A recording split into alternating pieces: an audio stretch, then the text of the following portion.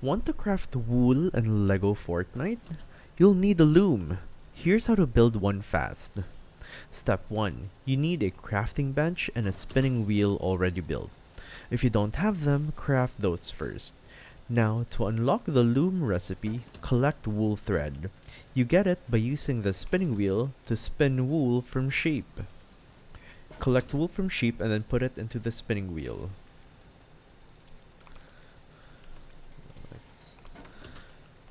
Once you have wool thread, open the build menu and scroll to the utility tab. The loom should now be unlocked. To craft the loom, you'll need 9 granite slabs, 8 wooden rods, 6 planks, and 5 wool threads. Gather them up to craft them if needed. Okay, build the loom at your base, and boom, you're ready to craft wool fabrics and upgrade your gear. And that's how to build a loom in LEGO Fortnite. Drop a like if this helped, and check out my other guides for more quick tips.